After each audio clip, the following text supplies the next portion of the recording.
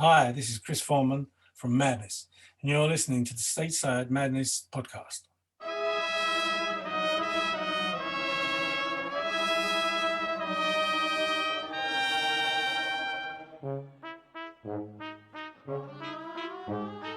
Hello, and welcome to the Stateside Madness podcast, the one and only podcast of the official Madness American fan service. I'm Laurie, along with my co-host Poly, here to bring you news, reviews, and deep dives into the nutty sound of the British pop band Madness.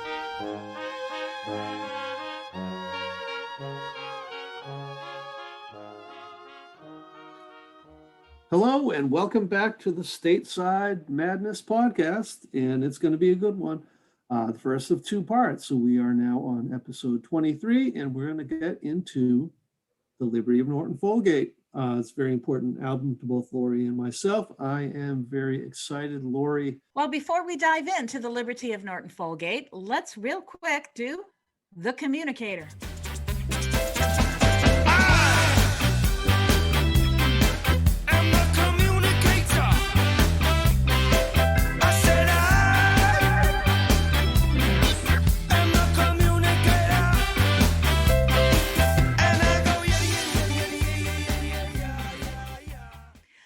Okay, so today in the communicator, Rough Trade Records has announced that they're going to be re-releasing a special 40th anniversary edition of the album Absolutely. And that's going to be out on July 23rd. Vinyl LP, 180 gram black vinyl with exclusive liner notes by Stevie Chick, including interviews with Chris Foreman and Lee Thompson. And there's going to be a special expanded edition 2 CD set. Those are going to be available in the United States, and they're going to be released in the US on BMG. And again, that's going to be July 23rd. So you'll want to look for that.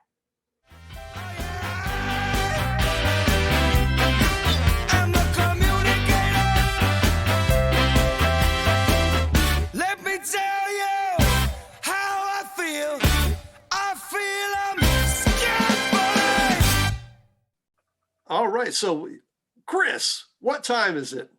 Showtime! Oh, you know I'm excited. You know this is my favorite Madness album.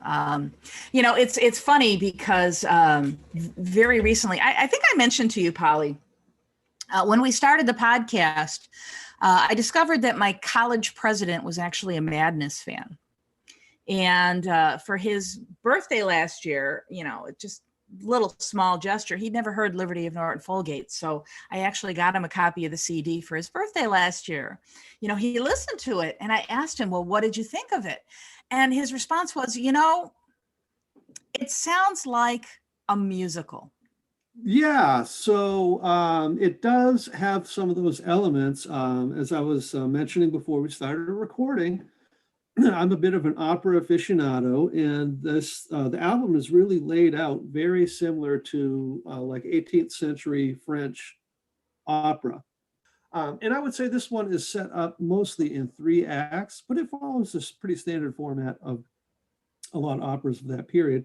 It does have an overture being usually an instrumental piece placed right at the beginning that refers to a song or a musical piece that's going to be coming up later in the opera. So we've got that. And then the story builds, like I said, pretty much in 3 acts. I won't go into that now, but we might talk about it a little as we go over each track.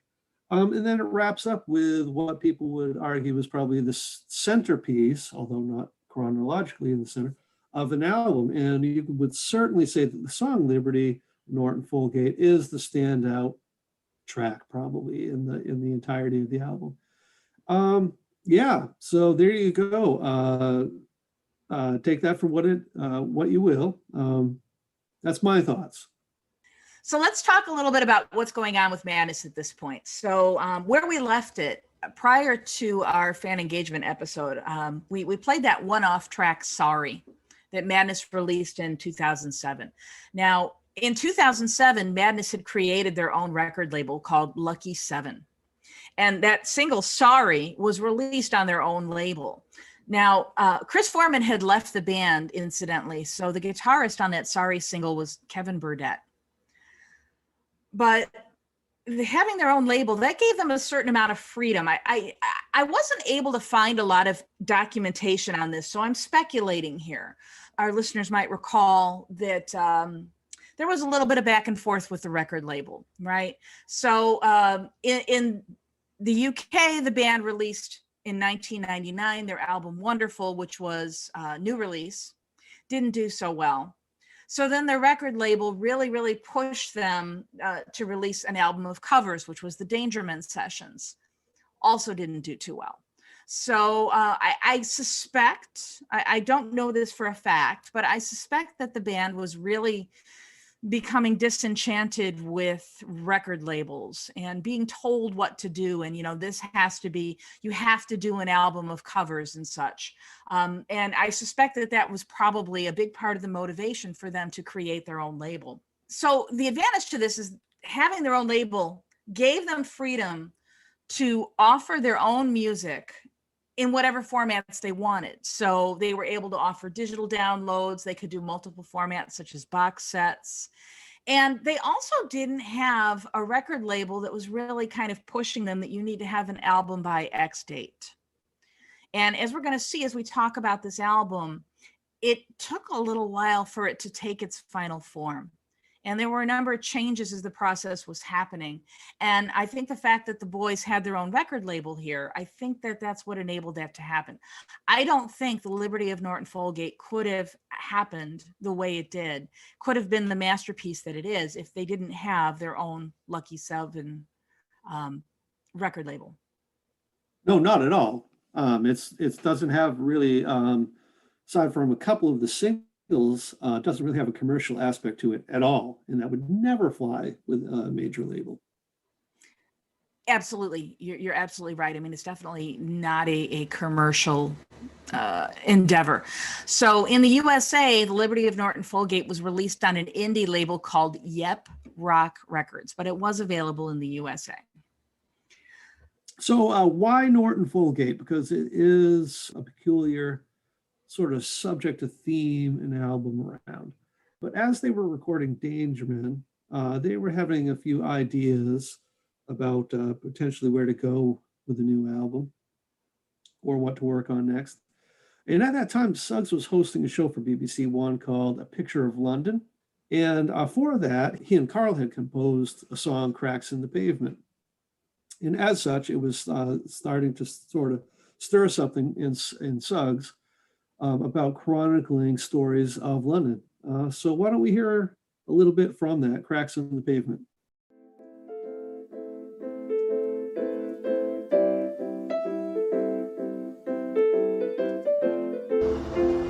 Noise, naked vivacity, this constant strain and strife. When you tire of London, well then you tire of life.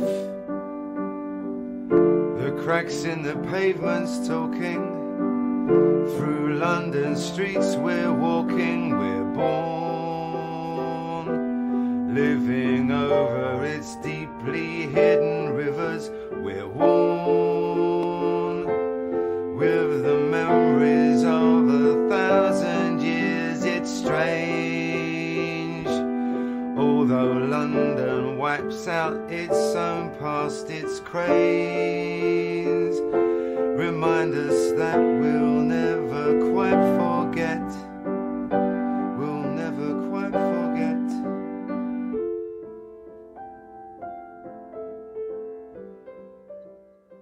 I had not heard that one before. It's very interesting, but you can really see the seeds of this concept album taking root, can't you? That you can.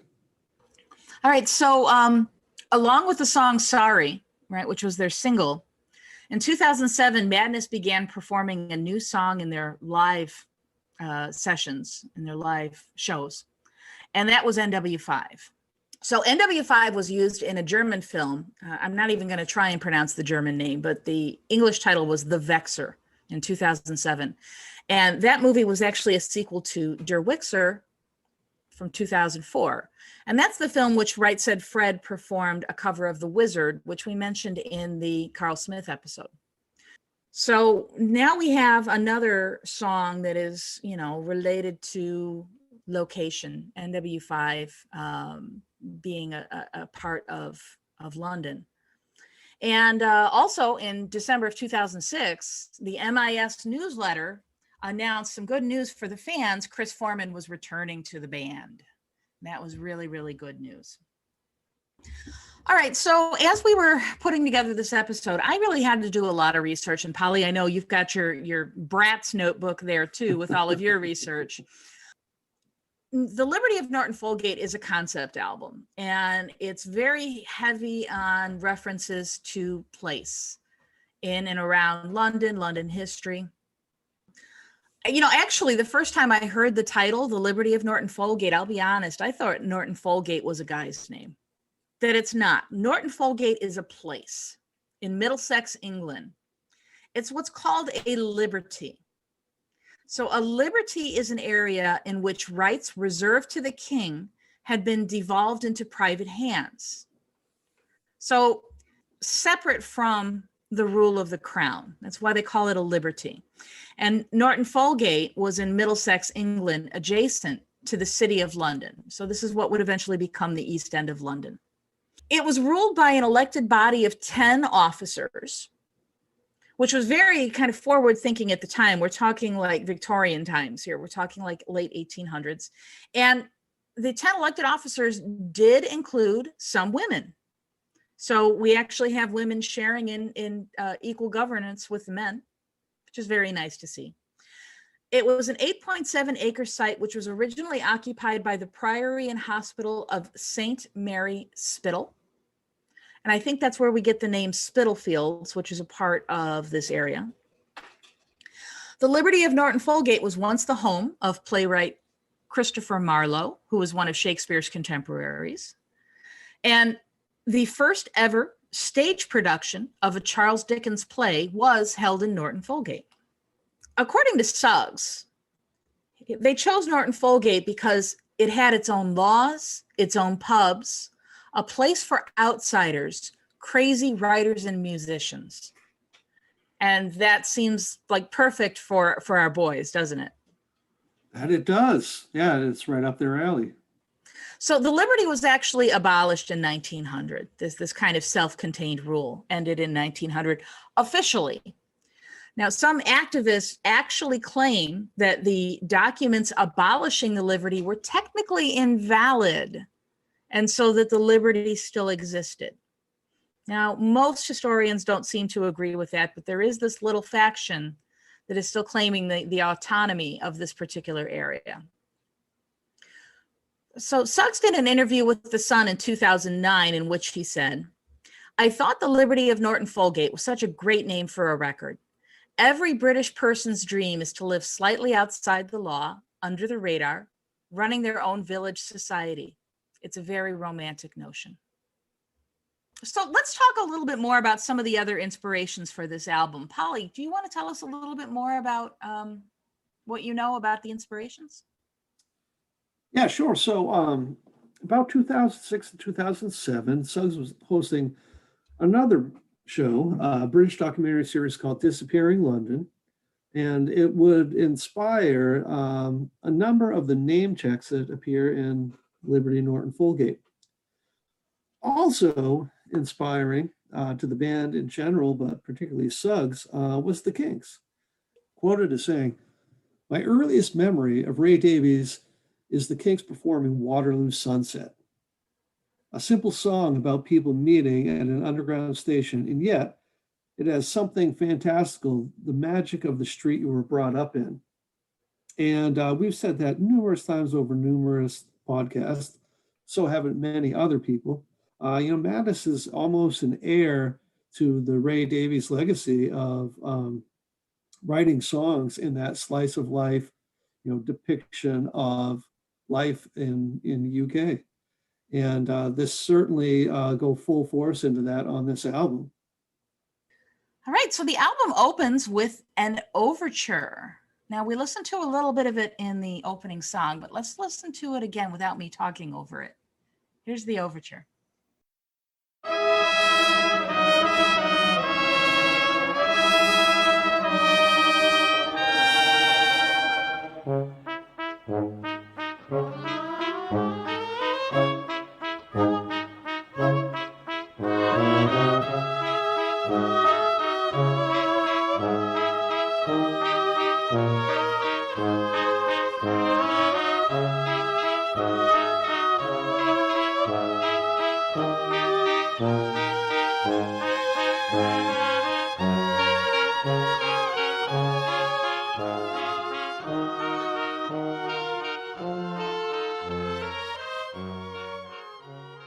so that's kind of cool.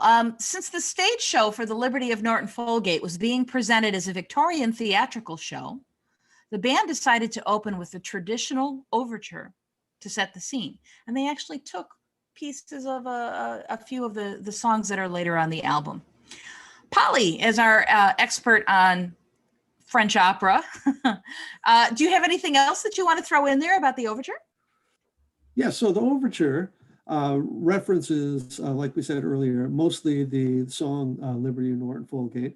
And like any good overture, it starts out with a few rudimentary notes and then builds and builds to something larger as sort of an introduction to what comes next. And what comes next would be what you might call the first proper song on the album, We Are London. Na, na, na, na, na.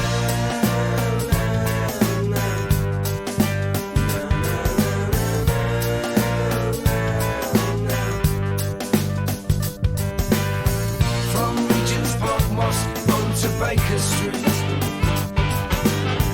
down to the cross where all the pipes smoke meet,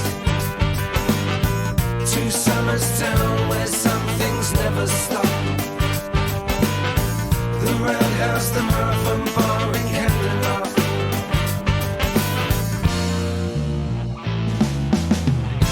You can make it your own hell or heaven.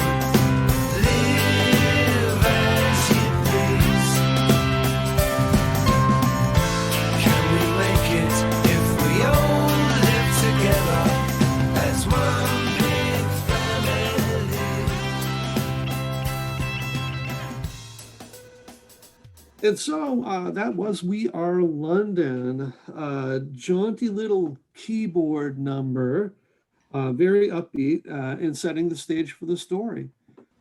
It name checks a lot of places in the tradition of Ian Dury, from Regent's Park Mosque onto Baker Street, down through the cross where all the pipe smoke meet. Yeah, so, and that's going to be a theme that occurs a few times in different songs on the album. And the chorus concept of the song, though, being unity. Can we make it if we all live together as one big family? So there you go. That is We Are London. What are your thoughts on the song? I absolutely love it. I've never been to London, but listening to this song, this is how I imagine London would sound if London was a song, if that makes any sense. Sure it does. Okay. All right. It could be the pain meds talking there. Yeah, to our listeners, I had a little accident this week and broke my leg. And so I'm in a cast and I'm on pain meds. So if I seem a little loopy, I apologize. All right. So that was track 2, We Are London. How do you like that one? I like it quite a bit. It's a very fluid song. Moves right along, the same sort of upbeat tempo to both the chorus and the verses. So that sounds really articulate when I start to pause and remember what the word is for verses. But yeah, so no, I like it. It has all the elements I like in a good Madness song. Well, and you mentioned unity. And I really like that it really is a theme of this song, because they're talking about this diverse group of, of people, Chinatown and Compton Street and all these different areas. But despite that, it is, like you said, can we make it if we all live together as one big family? And it's this idea of London being a melting pot of different cultures and different backgrounds. I really like that. Yeah, and that it is. And typically like to put the opera reference in there. This would be considered a prologue, often follows an overture. And what it usually does is set up, sets the stage for the remainder of the work, but it's usually done with a narrator and different characters narrating their own stories, sort of setting up their identities. In this circumstance, it's the band setting up the sort of identities of London and the places rather than actual characters. All right, so we go from the broader scene, London. Now we go very specific and very personal. Track 3 is Sugar and Spice. I thought I'd seen you around before. I guess I'd liked you, but I wasn't sure. You were only 16 years, and yet you took away all of my fears. I held your hand and then I knew I was the one and only one for you. We were married at 21, expecting any day our firstborn son. Yeah, yeah, yeah.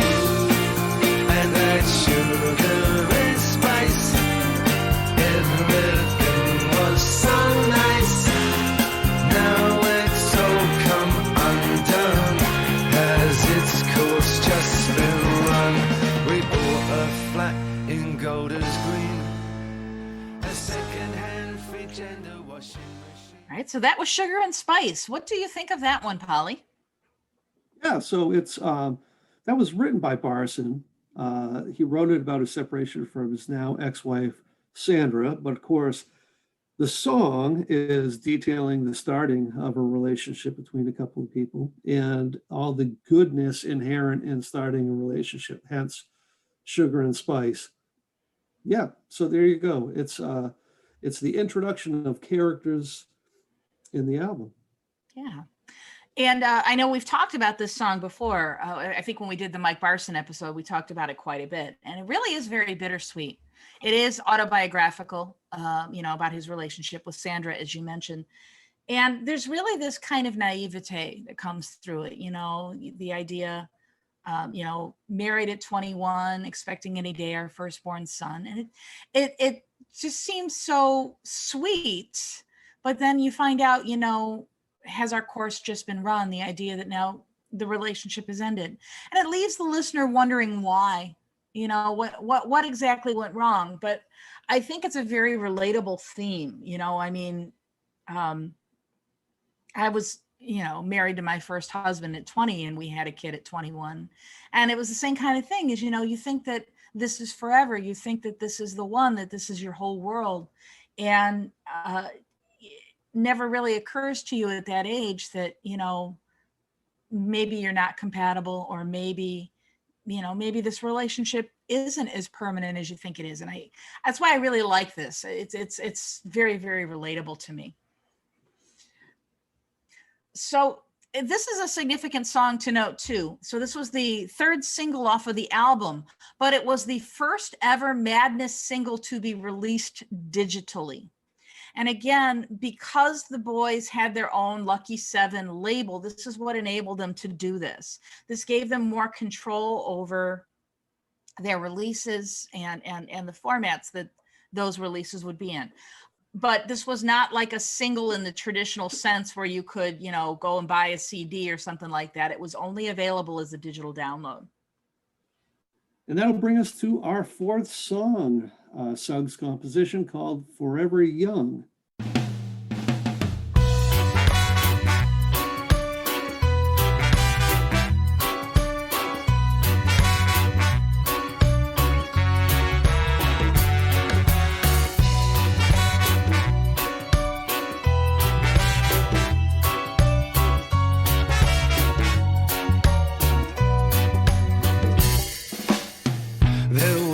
Time when I was younger, and all the nights and days were long, and every day just getting stronger, like a sunflower in the sun, in the sun.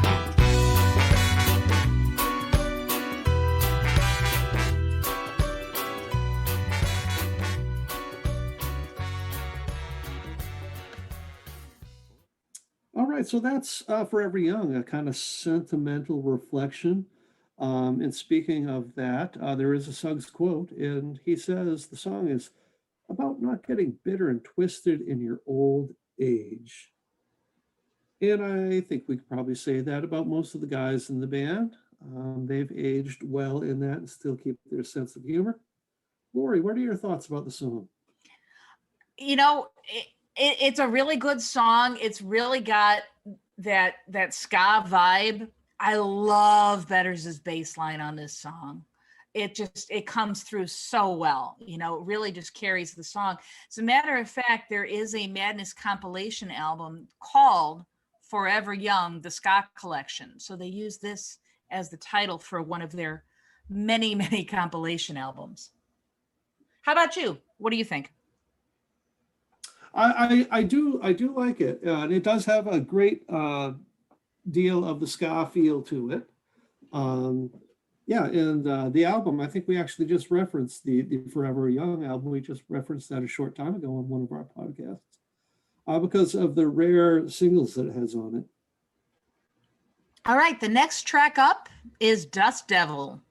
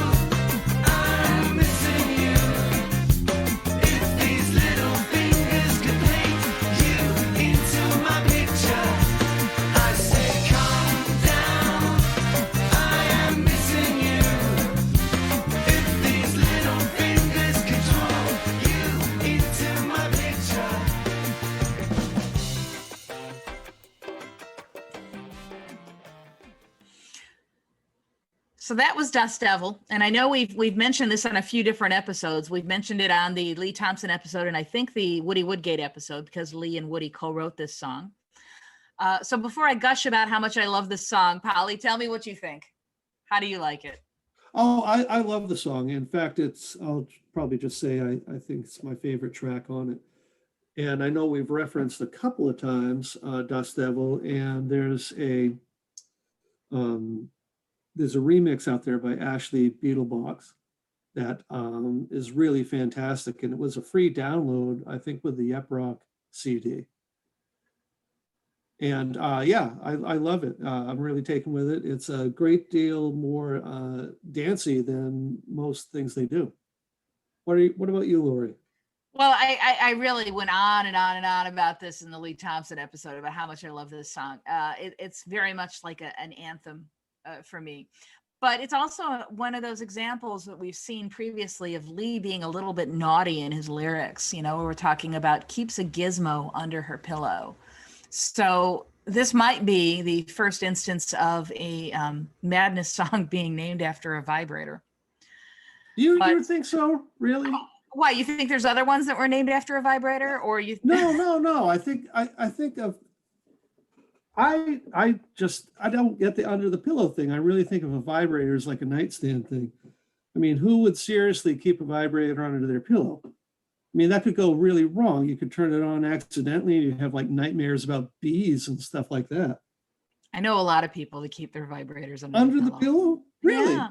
Well, and not to mention, even if that weren't the case, I think it's better for a rhyme scheme. Keeps a gizmo under her pillow. Sounds a lot better than on her nightstand next to the bed. Well, yeah, gizmo and nightstand don't rhyme. It's true. No, not so much. And Polly, you have suggested that we might do in the future an episode about the adult side of Madness. What did you call it?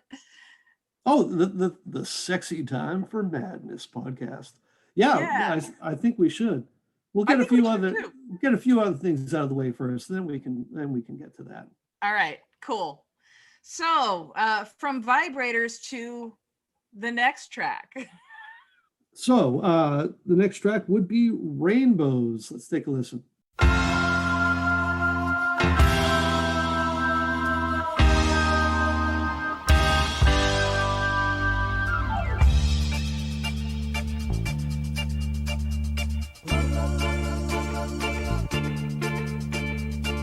flattened elbows, tiny kicking feet. I've been waiting for this moment. I'm on a roll. I've spent infinity counting silent sheep. I don't need no more sleep, no. I'm all ready to go. I feel today is gonna be my birthday, so I'm taking in the air as if it were my last. I've got nothing to lose, I've got nothing to gain. So just like where I'm coming from, there's only one place to go, there's only one place to aim. I'm sliding down rainbows, out into the wild, uncultivated child. I'm taking in the sideshow, where angels heaven sent, prepare us for the main event. Now I'm gate crashing into... All right, Laurie, so I think you had selected this song for one of the previous podcasts, did you, as one of your favorites, potentially by Woody or Tomo, is that right? You know, I don't remember it being one of my favorites, but I have talked about it quite a bit. The subject matter, you know, is really, when I listen to it, I hear an unborn child in the womb and sliding down rainbows, sliding out the birth canal, and all of the infinite possibilities ahead, you know, when you have your whole life ahead of you. And I know I said like the kick drum at the beginning, it sounds like a heartbeat, right? Like the fetal heartbeat. What do you think of it? Yeah, it doesn't have a lot of the elements that I really like in a Madness song. I mean, it's fine for what it is, but yeah. Well, you know, it is a very positive, very cheerful song. I understand from friends who've seen them live that, you know, this is one that the crowd all sings along with. And, you know, I had been reading somewhere, I'm trying to think where, I had been reading that the piano part, what song was it? Cold as Ice by Foreigner, which I hadn't thought of. When I hear the beginning, the piano, it reminds me of the beginning of One is the Loneliest Number. You know, it almost sounds like a busy signal on an old school landline phone. For you kids listening, it used to be when you called somebody, if they were on another call, there would be this busy signal that you couldn't get through. It'd be like, The idea of can't get through. And that's what the beginning of the song reminds me of. I don't think that's what they intended. It's just kind of how it comes out. So that leads us to another one of my favorites on the album, That Close.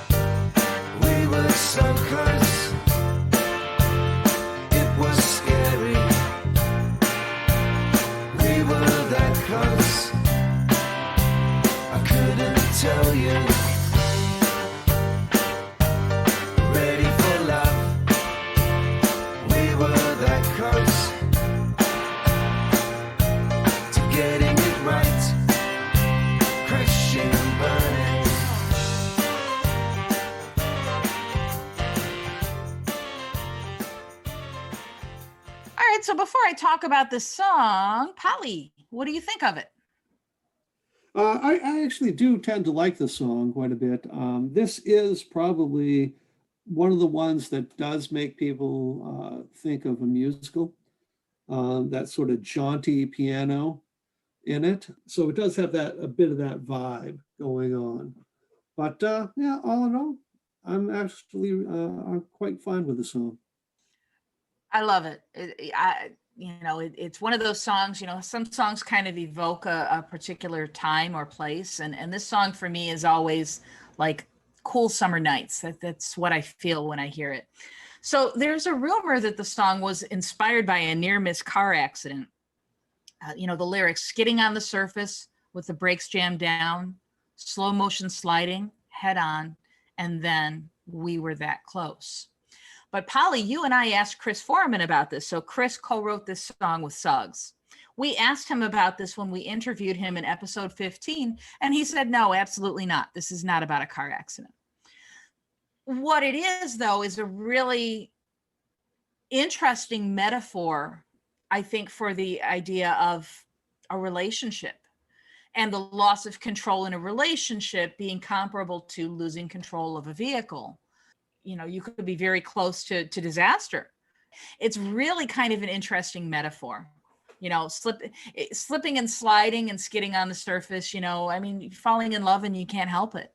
You can't help where it's going, and it could be absolutely disastrous, but it could be good, Yeah, I think it's trying to kind of hone in on the excitement of a period like that. So, all right, so that brings us to song number 8, MK2, and it's composition by Suggs and Carr. Let's take a listen.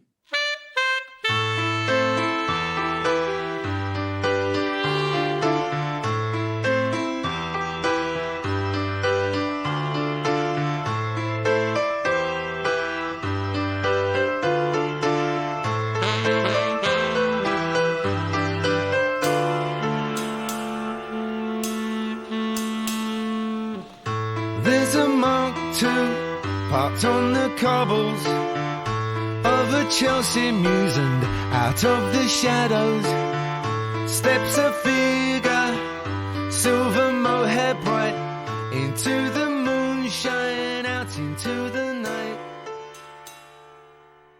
All right, so that was MK2. It started off as Viva Londinium, which was a composition by Chaz that he used in the Velvet Ghost sessions. And it's named after the MK2 of the vintage Jaguar, which I love, and one of my favorite cars in production from the very late 50s to, I think, almost to 1970, probably like 1968, I think. And the MK2 replaced by the iconic then Jaguar S-Type, and I realize I maybe should have talked about the song. So there you go, MK2. Laurie, what are your thoughts on that? It's really neat. It's a good mood piece. So, you have the saxophone in the beginning, you have this kind of melancholy piano, and it's interesting because in my mind, when I listen to it, right, when I put on my headphones and close my eyes and really do a deep listen, I feel like I'm watching an old black and white movie. And the lyrics are really kind of narrating what the characters are doing on the screen. No one breathes a word, because even breathing could be heard. It's so beautiful. And then at the very end of the song, she gets in the Jaguar and drives away. Really, I can't think of many other songs that really kind of bring that kind of imagery to mind, What do you think of it? I'm still thinking about the car. I really want to buy one. I want the 3.8 liter. So if anybody out there has one, please let me know. Funny. Incidentally, speaking of deep listening, and I'm probably going to mention this again at the end of the podcast. So we're playing snippets of these songs, for reasons of intellectual property, copyright, right? We can't really play the whole song. But to get the full impact of this album, what I really recommend for our listeners, you really need to set aside some time and listen very closely, but listen to the whole thing in order from start to finish. And really just immerse yourself in the experience. Don't put it on and then do some housework or compose some emails or something. I mean, really just be present and listen to it. And I think then you're really going to realize how amazing this album is, what a masterpiece it is. Yeah, that it is. And it took me actually quite a few listens to kind of really get into it. Because if you go in thinking that you're going to get a sort of traditional Madness album, you won't like the experience. And I think as Laurie and I had both said before, maybe to each other, maybe on the podcast, but this was something that kind of got me a little bit back into listening to Madness more regularly. And when I had learned about the album, I think there was an article in NME or some such thing.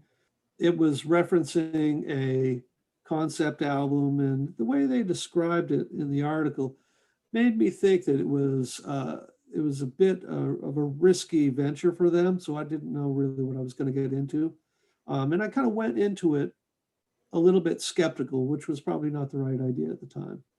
So yeah, it definitely took me a few listens to kind of get what they were getting at and to really start to appreciate it. So give it a try.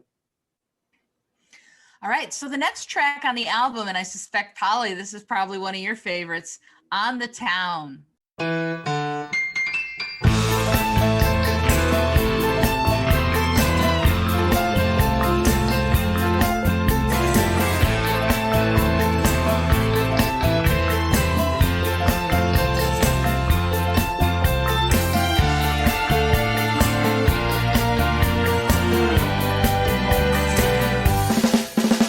It's early in the morning, it's raining and the streetlights streaming through my windows, casting shadows on the ceiling.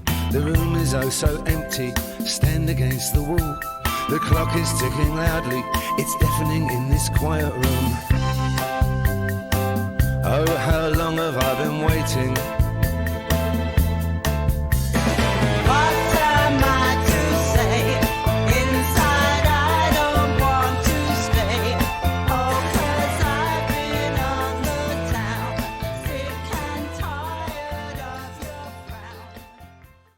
So that was On the Town with guest vocals by Rhoda Dakar, what Suggs has described as a dysfunctional Sonny and Cher. Which band is Rhoda Dakar from again, Polly? That would be the Body Snatchers. Polly, what do you think of this one? Yeah, I do like it. I like anything that would have an interplay between two different people on the same song.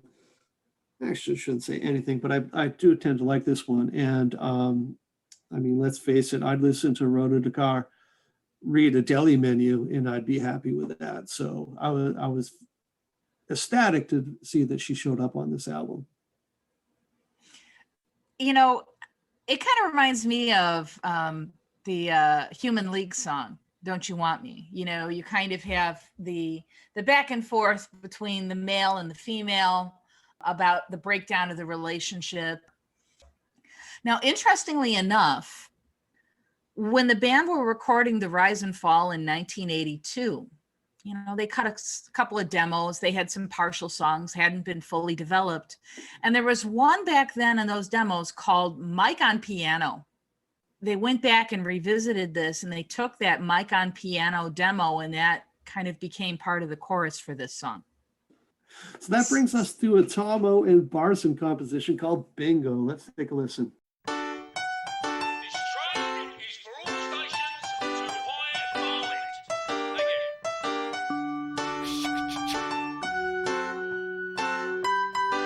Mind the gap. Like a moth to the flame.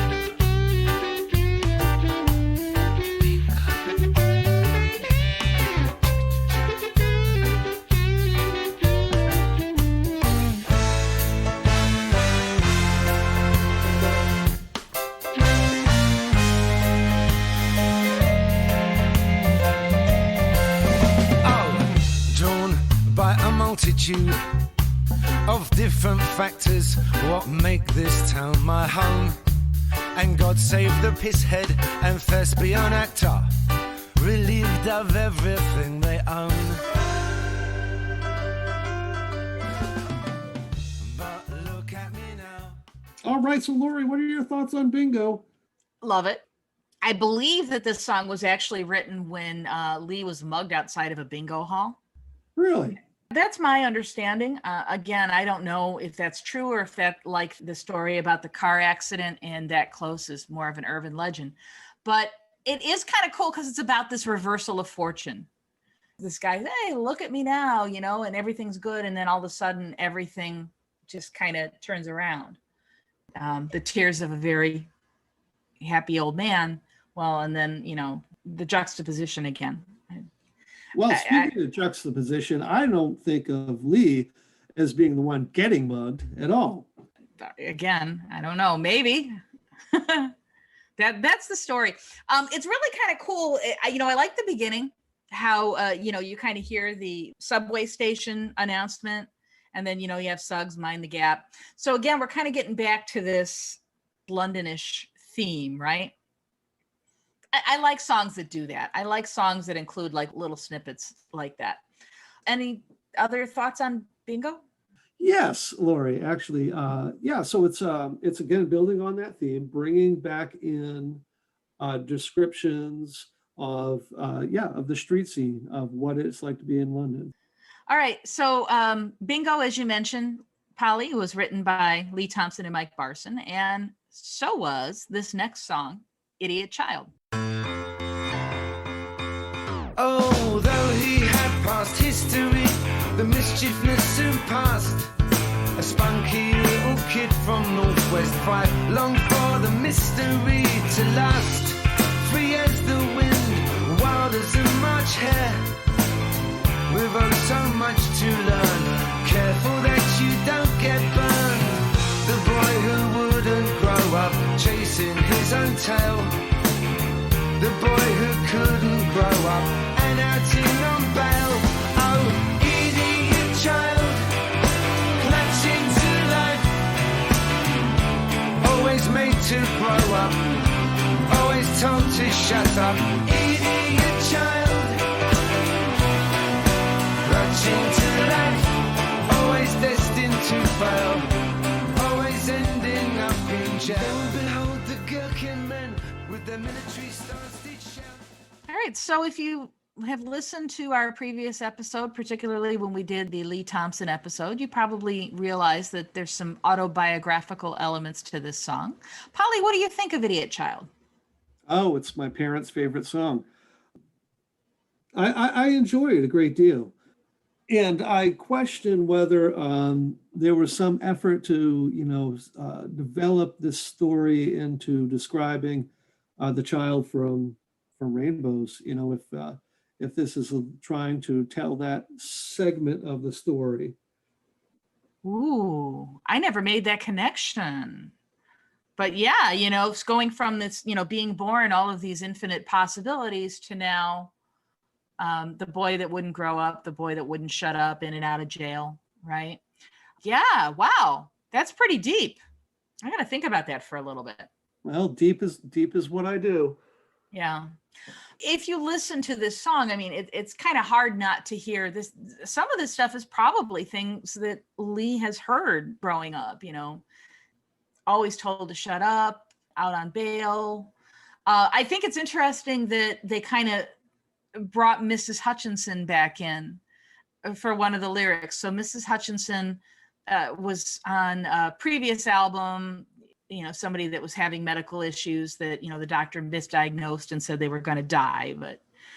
And now we have, Mrs. Hutchinson will sort this laddie out, so Mrs. Hutchinson is now the mother of this kid. I like the song for a number of reasons. It's catchy. It's got a good danceable kind of melody to it. I also like it for some personal reasons, because it reminds me of a family member. And I'm not going to say much more than that, but the family member has kind of managed to turn some things around. So as obviously Lee did too.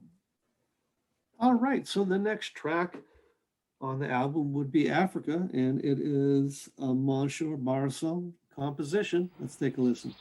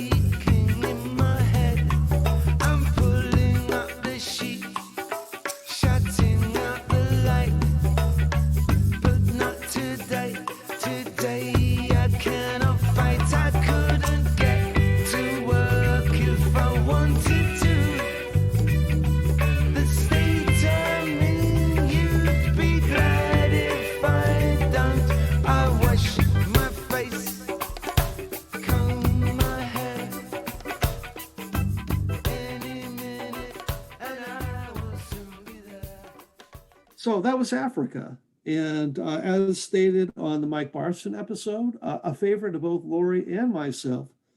So knowing that it's one of your favorites, Laurie, what are some of your thoughts on the song?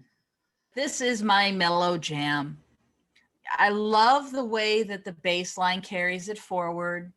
Everything else is just so soothing. The saxophone, I will put this song on when I'm having a bad day and I will crank it up and I will just dance around the bedroom, I don't know what it is. It's just very, very soothing for me. Yeah, but I guess that's a whole, not only what you do or how do you utilize that song, but it's also kind of the idea of the song is about exhaustion, depression, the need for escapism and imagining being somewhere else and just chilling out. So yeah, so good application there, Laurie. You're using it right. Well, the song is called Africa, but there's really not much in that song that is specific to Africa. It really could have been any place. It could be any place, I guess, that is kind of your escape. The lyrics say the burning plains of Africa, but you could substitute, the Akron. You could say you were going down to Akron. Yeah, is that relaxing for anybody? I don't know. I was thinking like you could substitute, like the beaches of Key West or, Rocky Mountains. Anywhere that, for you is just kind of this escape where your mind is going, your escape from work and a relaxing, safe, calming place, So from the burning plains of Africa to the local postal code, this is NW5.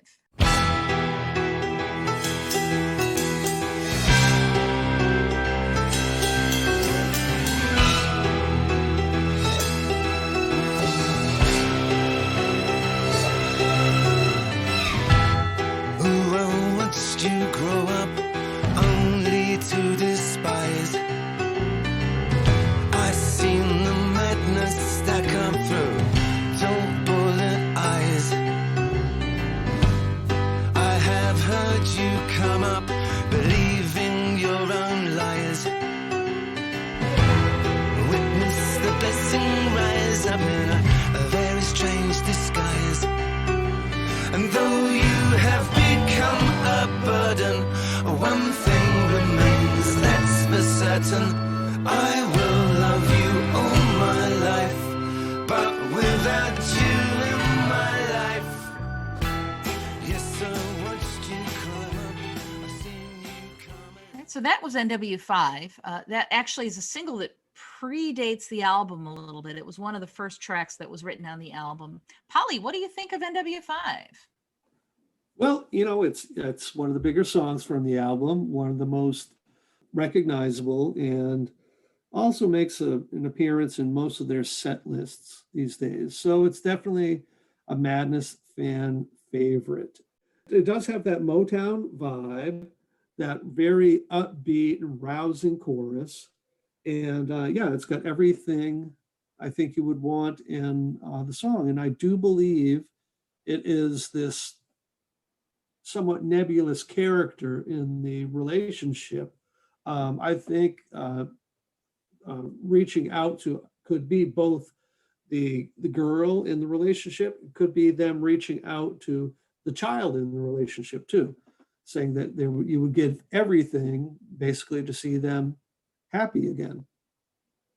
We have discussed this in previous episodes. So NW5 again is the postal code for Kentish Town.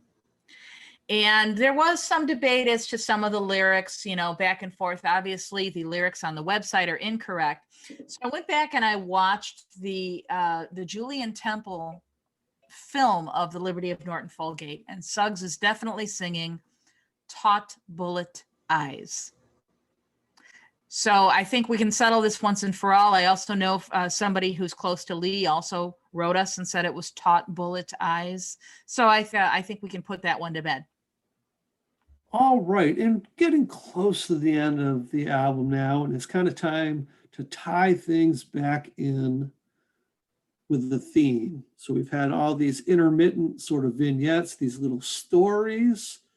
We've had little bits about the relationships. We've had little bits about the kid. We've had little bits about London. And so now it's time to kind of draw all that stuff back in together. So the next and penultimate song on the album would be the Clerk and Whale polka. I request that the best of our minds be impressed to repent of their crimes. For the truth is there all for to see. What can be said in defense of man's tyranny? To declare to contempt of the view that to conform to the norm is what you do. If you live wrecked in anger and in shame, the only road you'll find's that hard road, my friend. So that was the Clerk and Whale polka. So the polka, as you may have noticed there, in 2/4 time, pretty fast, usually between 120, 124 beats per minute. In this one, well, it exceeds that. It's at 133 beat per minute. And even though it is polka, I think you can see a couple of other elements in there. There's a bit of New Orleans and Dixieland style jazz in there as well. And yeah, so it's sort of typifying that variety of sounds that you would see in a place like Liberty of Norton Folgate, with all of those different influences from the different people from different parts of the world, really. Laurie, what are your thoughts? You know, you and I have kind of talked a little bit. There was a conversation that you and I had offline where you had asked, because you know I'm in Chicago, you had asked if there was a Soul Train museum in Chicago. And I wrote you back and I said, no, there is not. However, we do have the International Polka Association. And there is actually a Hall of Fame in the International Polka Museum. And that's here in Chicago. Okay, well, thank you. And thank you for mentioning the Soul Train, or the non-existent Soul Train Museum. I'm happy you have a polka museum. I hope it's loaded with a ton of Frankie Yankovic stuff. You know, we love you folks in Chicago, but please, how about a Soul Train? It's like Chicago's crowning achievement. Why not have a museum to Soul Train? All right, so there you go, guys. You heard it first on Stateside Madness, a Soul Train museum. Poly is going to spearhead the effort. I'll do that. Start a petition, yeah.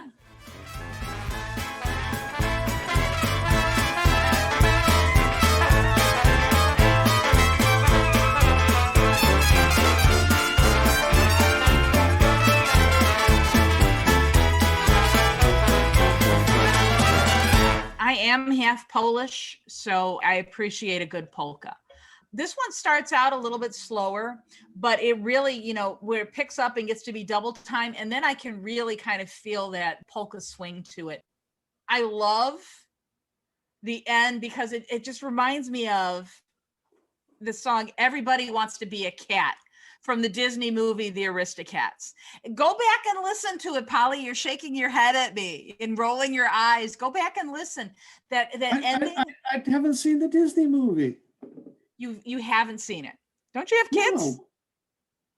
I have a kid, but we don't like Disney movies. What? What kind of kid is this? Where did you find this kid? Well, she's great. She's great. She likes fast cars and superhero movies. Okay. Well, then I'm going to give you some homework. I'm going to make you look up. I'm going to make you look up Everybody Wants to Be a Cat. But the very end of this song where Chaz is kind of doing this scatting, like, you mentioned kind of almost like a New Orleans jazz influence there, that really reminds me of that. And so I like that, for me, that's a good association. Okay, so moving on to the final track, which is The Liberty of Norton Folgate. Now, this is 10 minutes and 10 seconds. It's essentially 4 songs in one. And rather than playing just a snippet of it, because how are we going to pick which part of it? Because there's so much going on here. What we've decided to do is we're going to close with the entire song so that our listeners will really be able to catch it from beginning to end. And there's a lot to unpack in this song. Particularly, there are a lot of references to people and places. And many of these are not going to be familiar to American listeners. Like Jack Norris, the musical Shrimp. I had to look a lot of this stuff up. So what we've done, put together a short companion piece about the people and places listed in the song. It's Polly, you kind of noted that it's very academic in nature. But it really goes into what all these places and who all these people are to help people understand it. So that's going to be posted on statesidemadness.com, the people and places of the Liberty of Norton Folgate. So I encourage our listeners to log in, check it out, maybe as you're listening to it, so you can kind of understand these people and places. And of course, there is that one sort of spoken word section in there, and it is referenced to Edgar Allan Poe's short story, The Man of the Crowd, where the narrator is an observer of, people passing on the street in London. And here it is. Drunkards, innumerable and indescribable, some in shreds and patches, reeling, inarticulate, with bruised visage and lackluster eyes, and all full of a noisy and inordinate vivacity, which jarred discordantly upon the ear and gave an aching sensation to the eye. Isn't it interesting? As I was listening to this, and again, right? Suggs says, jarred discordantly upon the ear and gave an aching sensation to both pair of eyeballs. Both pairs of eyeballs? I don't get that part. That's a Suggs thing, right? That's not the Poe thing. Yes, no, it doesn't read as eyeballs at all in Poe. Let alone both pairs. How many pairs of eyeballs do you have, Polly? I'm going to go ahead and say 1. I hope so, because if you have more than that, I'm going to think you're a serial killer. So anyway, it was interesting to me that he threw in this reference to Edgar Allan Poe, because that is not Victorian London related. Poe was from Boston. Right? We learned that in our American literature classes in high school, but it does still kind of keep with that kind of darker mood that a lot of these songs have. So anybody that throws an Edgar Allan Poe reference into a song, I immediately love them more. So, I love this even more. What are your thoughts of the song, The Liberty of Norton Folgate, before we listen to it, Polly? Well, I appreciate it more as, I think, a suite than an individual song. So like you said, there are essentially 4 different songs happening in it. It's very sweeping, and it is jam-packed with just a lot of it's incredibly smart, for one, and very ambitious. And the fact that they tried to incorporate so much into that is a real credit to them. These things go awry very quickly, and people make just incredibly pretentious and sort of self-indulgent pieces of music when they try to do that much. So there's a lot of reasons why this could have gone off the rails, and had it, probably ruin the entirety of the album. So they're very fortunate to have done so much and had it play so well. I love it, in spite of it being the sort of thing that I would be very dismissive of in almost every other circumstance. I think it's fantastic. it's almost hard to believe that this is the same band that was writing songs about Nice Man George, the underwear taker, right? I mean, Yeah.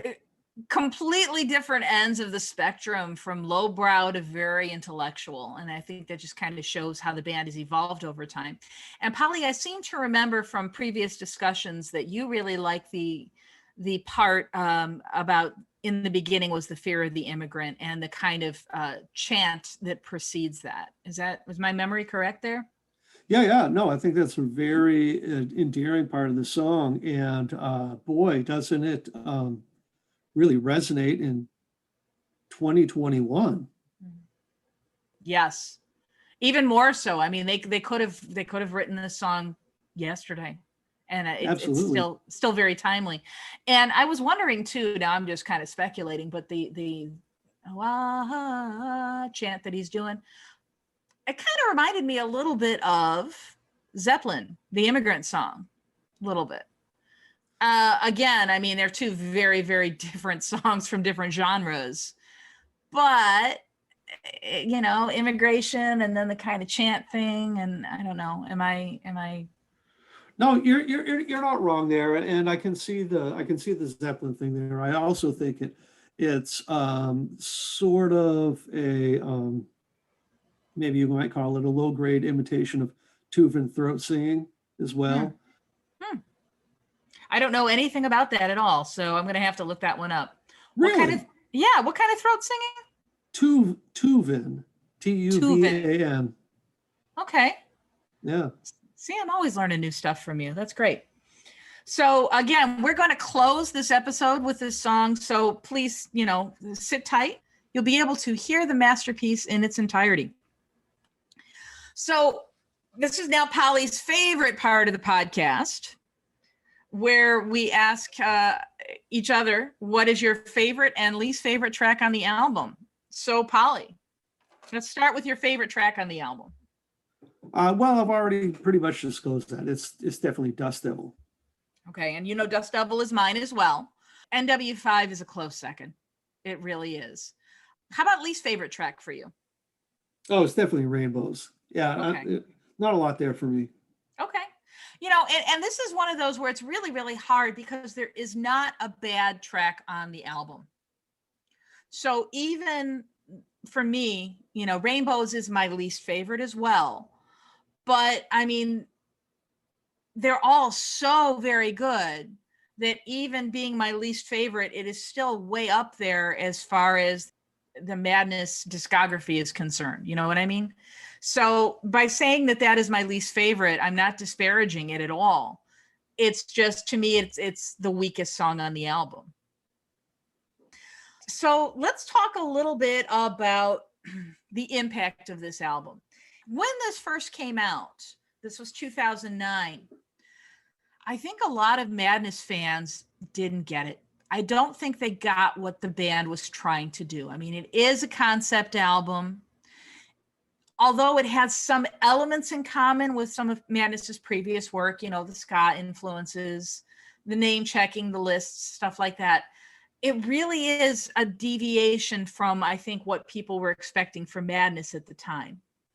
And I remember talking to people in online conversations where a lot of people were saying, no, this is my least favorite Madness album.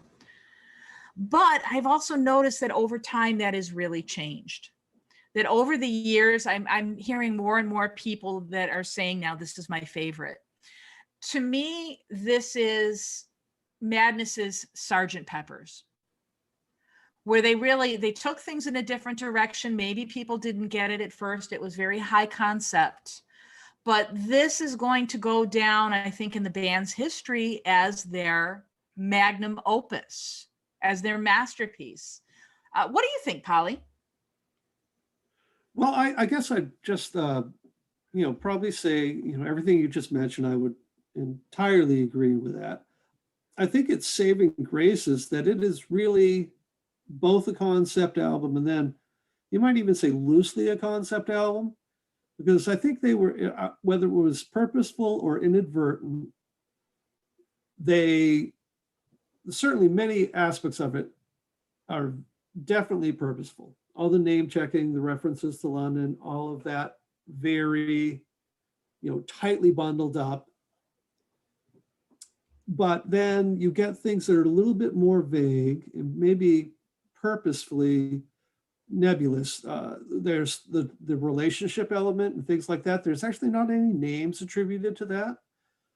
The different songs reference, particularly towards the center of the album, reference, what we said could have been autobiographical about Lee, but then used in the album because it does kind of fit with a lot of the themes they're putting out there.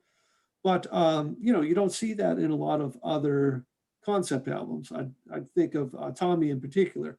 It's very defined and very structured. And there's the story you could read just off a page. You'd know who all the characters were and what the whole point of it was. This offers a lot for the imagination because it never really tackles, aside from the elements about London, it really never tackles everything completely directly. So I think that's part of what allows the music to shine through as well, is it's not focusing completely on a linear storyline.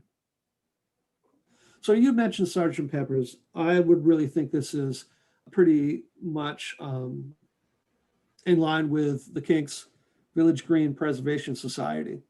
It is really them chronicling a life in the UK. And beautifully, I'd say at that. And on that note, that's a good place for us to end it. So for our listeners, this is actually the first of a two-part episode.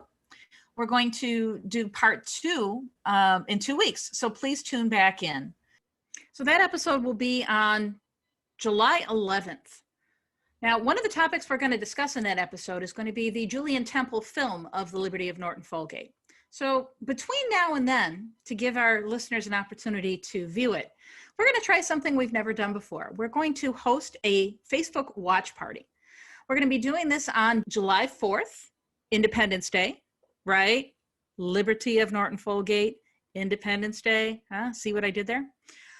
That's going to be 3 p.m. Eastern, noon Pacific time.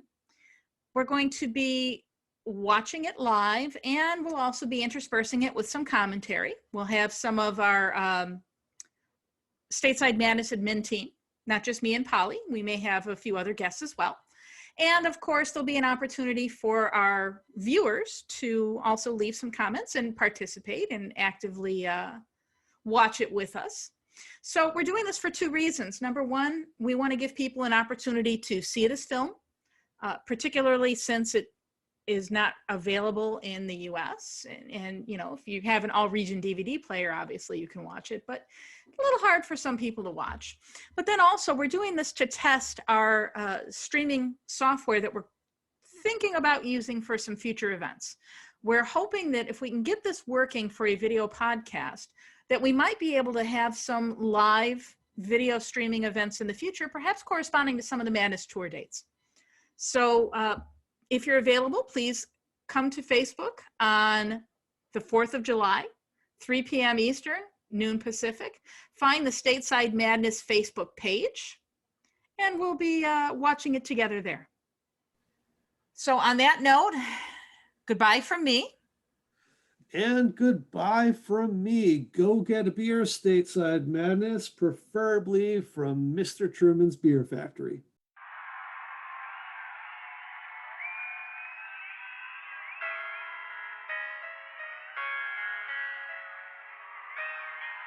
This is the story of the Liberty of Norton Folgate.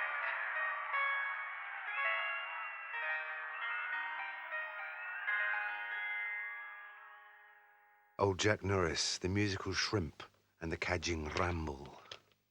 A little bit of this, would you like a bit of that?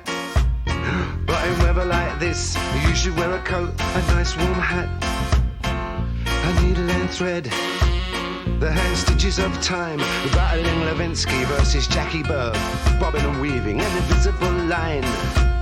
So step for step, and both lights on our feet, we'll travel many a long dim silent street. of this, or a little bit of that, Mrs. A little bit of what you like does you no harm. You know that. Perpetual steady echo of the passing beat, a continual dark river of people, in its transience and in its permanence. But when the street lamp fills the gutter with gold, so many priceless items bought and sold.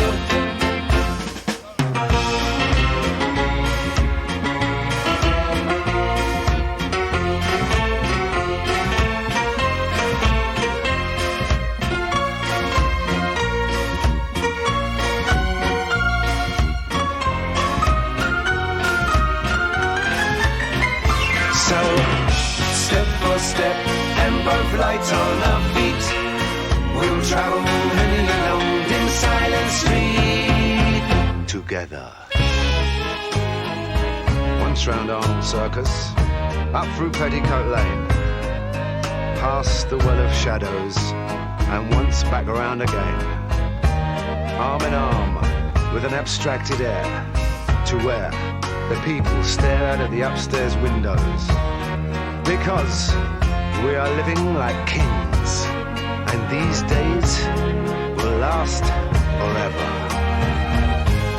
'Cause sailors from Africa, China, and the archipelago of Malay jumped ship ragged and penniless into Shadwell's Tiger Bay. The Welsh and Irish wagtails, mothers of midnight, the music hall carousal in spilling out into bonfire light, sending half-crazed shadows, giants dancing up the brick of Mr. Truman's beer factory, waving bottles 10 feet tall. Whether one calls it Spitalfields, Whitechapel Tower, Hamlets or Bangle Town, we're all dancing in the moonlight. We're all on borrowed ground. Oh, I'm just walking down to, I'm just floating down through. Won't you come with me to the Liberty of Norton Folgate? But wait, what's that? Dan Leno and the Limehouse Golem.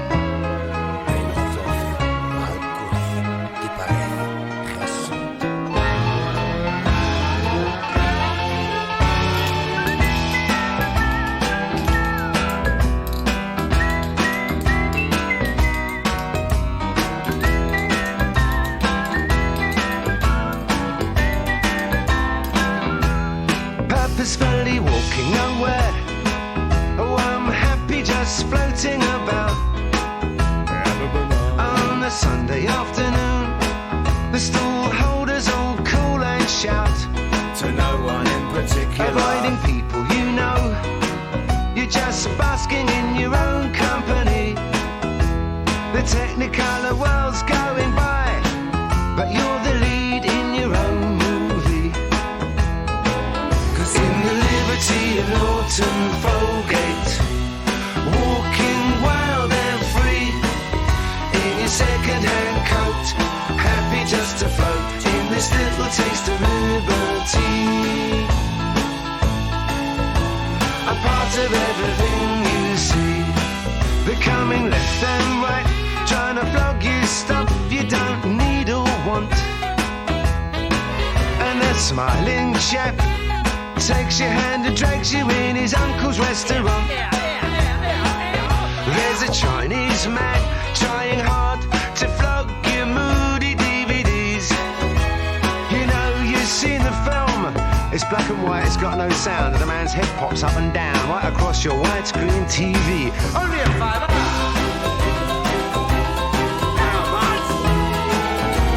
All right, 2 for £8.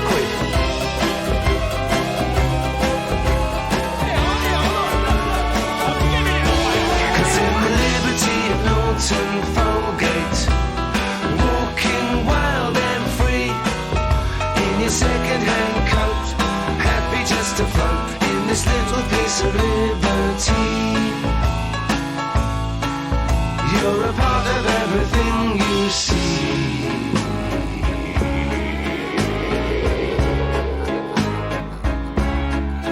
Cause it's steady old fellows, pickpockets, dandies, extortioners and night wanderers. The feeble, the ghastly, upon whom death had placed a very sure hand. Some in shreds and patches, reeling inarticulate, full of noisy and inordinate vivacity, which jars discordantly upon the ear and gives an aching sensation to both pair of eyeballs. Noisy and inordinate vivacity.